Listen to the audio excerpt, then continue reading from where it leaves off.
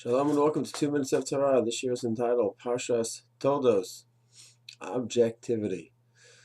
The Parsha writes that Aisav was born Admoni, red, implying an aggressive kind of nature, like blood, like dam.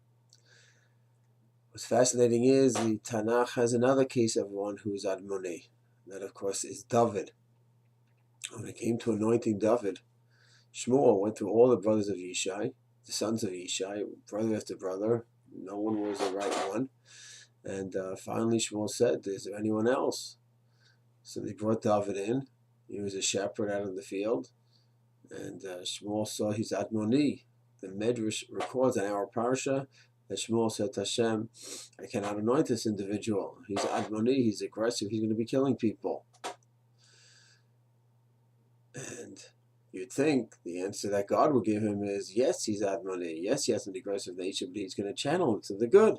He's going to make sure that he uses his aggressive nature in a good way. Machamet mitzvah, machamet rashut. And everything will be guided in the proper way, channeled. He'll harness all that aggressive energy. The Midrash almost gives that answer, but not exactly. The Midrash says that Dovid is going to go ahead. He's Admoni, but he's going to be working with a group. And who is that group?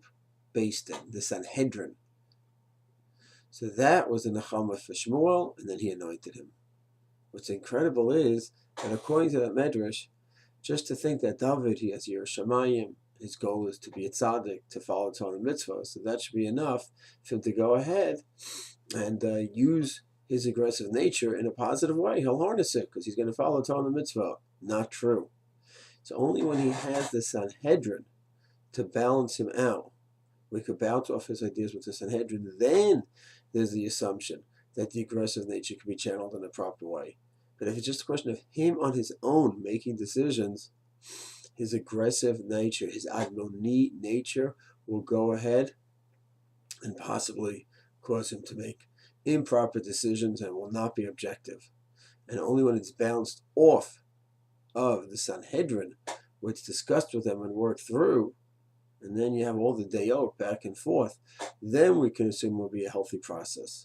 The message is just phenomenal, that a person goes ahead, has a leaning one way to another, to think because he wants to be a tzaddik and have his Yiras Shamayim that he's going to go ahead and be objective. It's just not very possible, even by David Hamelech.